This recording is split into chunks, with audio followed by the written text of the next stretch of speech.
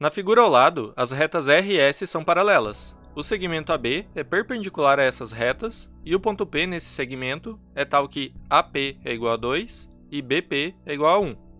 Então o que essa primeira parte aqui está explicando é que essa reta aqui de cima, que é a reta R, que contém os pontos B e X, é paralela a essa aqui de baixo, a reta S, que contém o A e o Y. E o ponto P está nesse segmento AB aqui, que é perpendicular a essas retas R e S, e aí tem dois segmentos aqui, de A até P, que vale 2, e de P até B, que vale 1. O ponto X pertence à reta R, e a medida do segmento BX é indicada por X ali na figura. Então a gente tem o segmento de B até X, que vale X, tem comprimento X. O ponto Y pertence à reta S, e o triângulo XPY é retângulo em P. Aí, então a gente tem o X lá em cima, na reta R, o Y aqui embaixo, na reta S, e esse triângulo cinza aqui, que é o XPY, é um triângulo retângulo aqui no ponto P. Letra A. Explique por que os triângulos PAY e XBP são semelhantes. Então a gente vai querer olhar para esse triângulo aqui de cima e esse aqui em pé. Então a gente tem o PAY e o XBP. A gente quer mostrar que eles são semelhantes. Como a gente não consegue aqui comparar os lados para ver se eles são proporcionais diretamente, então vamos olhar para os ângulos desses triângulos. Vamos pensar aqui o que acontece se a gente chamar esse ângulo aqui do triângulo XBP de alfa e esse outro ângulo dele de beta. Então a gente já sabe que ele é um triângulo retângulo. Agora, se a gente chamar esses dois ângulos aqui de alfa e beta, se a gente somar, fazer a soma dos ângulos internos desse triângulo, vai dar alfa mais beta mais 90, e isso tem que ser igual a 180 graus. Então a gente conclui aqui que alfa mais beta é igual a 90. Que é claro, né, que vale para qualquer triângulo retângulo. Se você somar os dois outros ângulos aqui, além do ângulo reto, vai ter que dar 90 graus. Então agora o que a gente vai querer fazer? A gente quer mostrar que esses triângulos têm os mesmos ângulos, porque aí eles são semelhantes. Então a gente vai ter que mostrar que esse ângulo aqui, em P, do triângulo PAY, mede alfa, e o outro ângulo aqui, em Y, mede beta. Mas vamos chamar aqui essa medida de gama. A gente não sabe ainda, a gente quer mostrar que é igual a alfa. Só que nota o que acontece aqui. Se a gente olhar todos esses ângulos aqui em P, a gente tem um ângulo beta, aí a gente tem um ângulo de 90 graus aqui, do triângulo, e o ângulo gama. Se a gente somar esses três, tem que dar 180 graus também, porque é um ângulo de meia volta aqui, o ângulo sobre uma reta. Então se a gente somar ali beta mais o ângulo de 90 do triângulo cinza, mais o gama, isso tem que dar 180 também. Então a gente conclui que a mesma coisa que antes, só que agora beta mais gama igual a 90. Então, olhando para essas duas equações aqui, a gente consegue mostrar que essas medidas aqui dos ângulos, alfa e gama, são a mesma, porque se a gente isolar na primeira, a gente tem que o alfa é igual 90 menos beta. E se a gente isolar o gama na segunda, a gente tem também que gama é igual 90 menos beta. Portanto, alfa é igual a gama.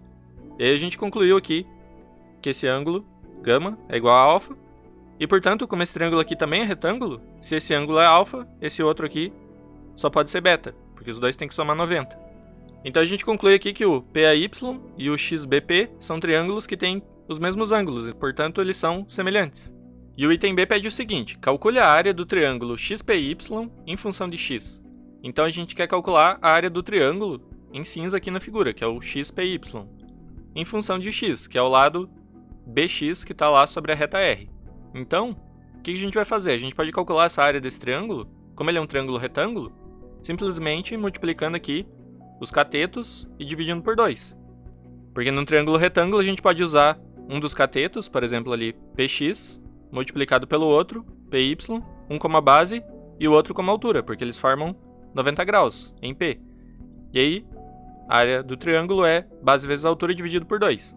Então é isso aqui que a gente vai querer calcular nessa questão, de modo que chegue numa fórmula que envolva apenas o x, porque a gente quer essa área em função de x.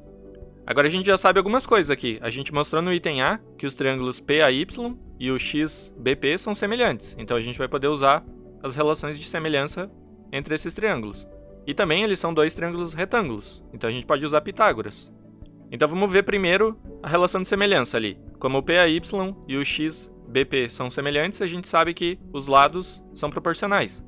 Ou seja, se a gente pegar aqui, por exemplo, o lado AP do triângulo PAY, o lado AP mede 2. E ele está em correspondência com o lado BX aqui do triângulo aqui de cima. Então, e o BX mede x, então a gente tem que 2 sobre x é a razão entre dois lados correspondentes aqui.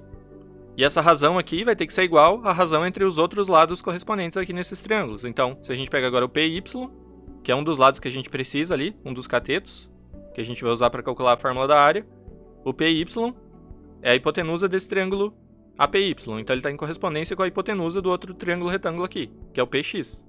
Então, essa razão é igual a PY sobre PX. E também é igual a outra razão aqui, que é do lado AY, que é o outro cateto, dividido pelo PB, que é o cateto do outro triângulo, que vale 1.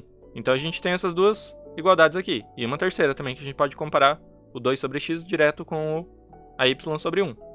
E a outra coisa que a gente pode usar é o teorema de Pitágoras aqui, nesses triângulos retângulos. Então, o que acontece se a gente aplicar Pitágoras aqui para esse triângulo aqui de cima, o XBP? Então a gente pode calcular a hipotenusa dele, que é o PX. PX, a hipotenusa, ao quadrado. Vai ter que ser igual a quanto? Vai ter que ser igual a 1 ao quadrado, que é um dos catetos, mais x ao quadrado, que é o outro cateto. Então a gente tem essa fórmula aqui para o px ao quadrado. Então eu vou usar só duas equações aqui. Essa daqui, de Pitágoras, mais a primeira relação aqui de semelhança. O 2 sobre x igual a py sobre px. Porque nota o seguinte, vamos pegar nossa fórmula ali para a área, que é px vezes py dividido por 2. E agora como que eu chego numa coisa que envolve as coisas que eu já sei, que é o px ao quadrado e o py dividido por px. Então aqui a gente não tem py dividido por px, então vamos multiplicar em cima e embaixo por px. Então, px sobre px é 1. Se eu multiplicar essa expressão aqui por 1, eu não estou fazendo nada, não estou alterando ela. Continua igual. Agora o que acontece aqui? Em cima a gente vai ter py vezes px ao quadrado, porque tem px vezes px. Então fica py sobre px ao quadrado, e embaixo a gente tem 2px. Então com esse truquezinho de álgebra aqui, agora a gente consegue usar as expressões que a gente conhecia, porque nota que aparece aqui, aparece py sobre px, a gente pode reescrever isso como py sobre px vezes px quadrado dividido por 2. Agora py sobre px é igual a 2 sobre x, que está lá na nossa primeira equação da semelhança. Então isso aqui é igual, vamos substituir aqui, py sobre px por 2 sobre x. E o px ao quadrado sobre 2, a gente tem aqui o px quadrado é 1 mais x quadrado. Então isso aqui a gente pode substituir por 1 mais x ao quadrado e mantém o 2 dividindo.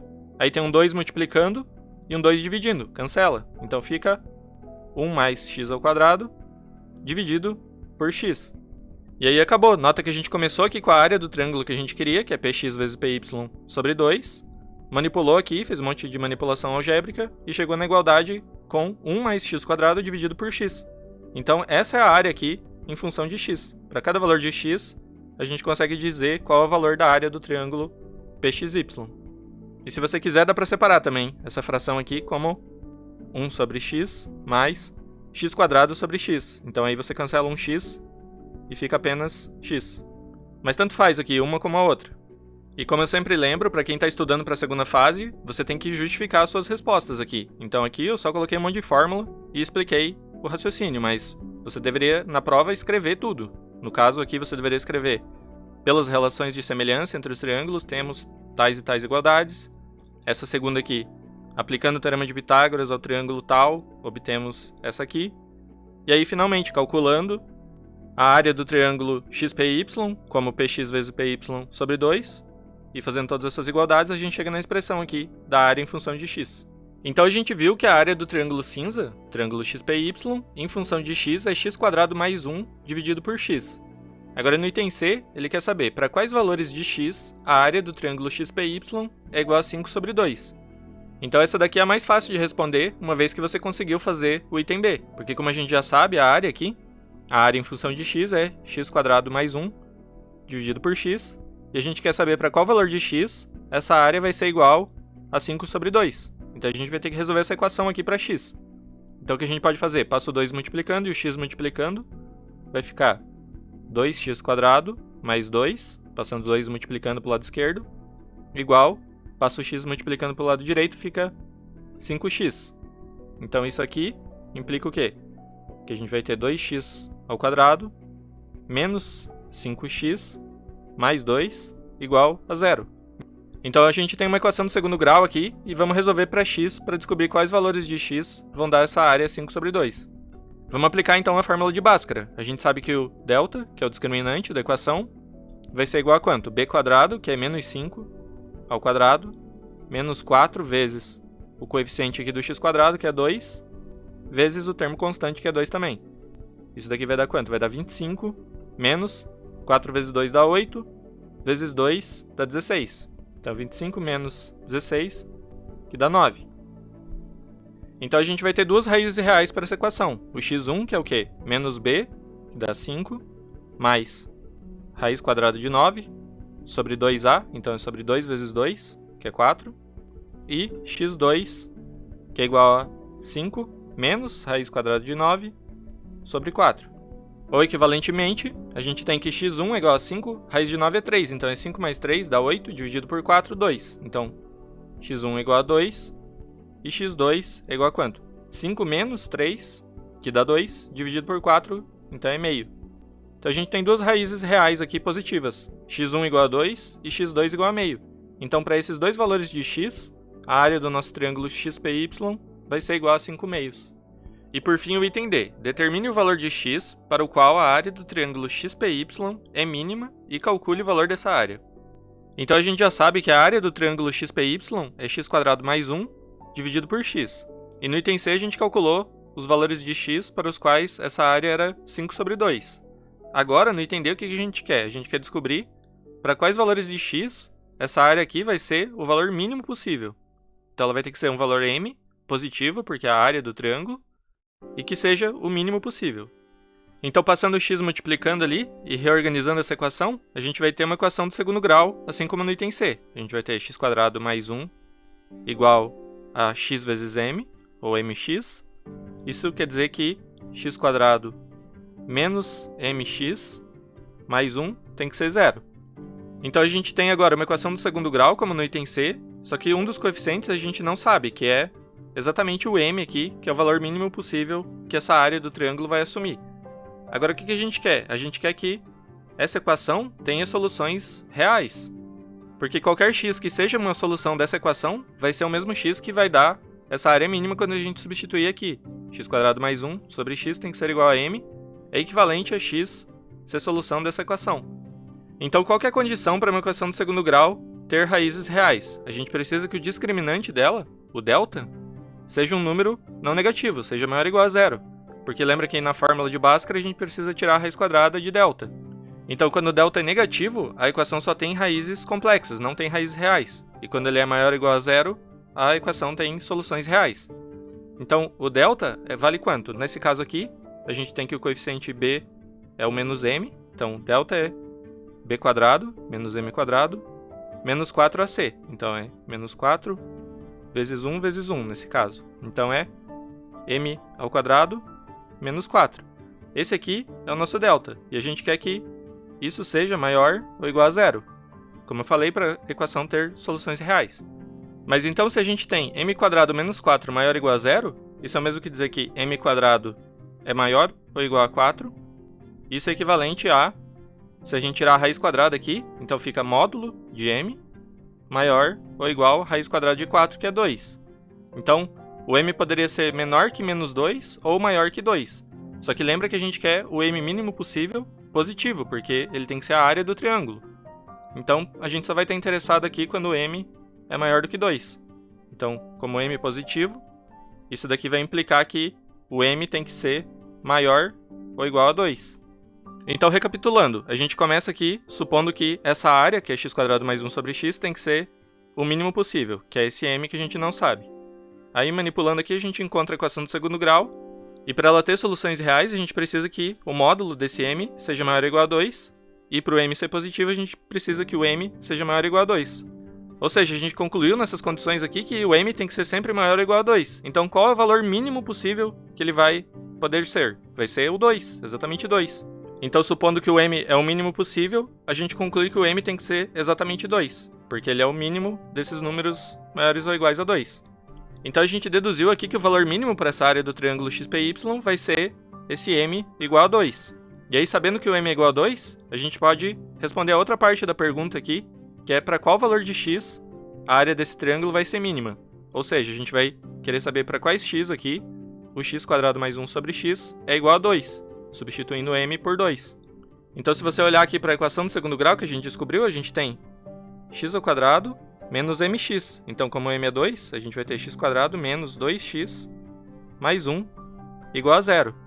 E aí você pode aplicar Bhaskara, porque a gente já até calculou aqui o discriminante da equação, que para o caso do m igual a 2 vai ser discriminante 0.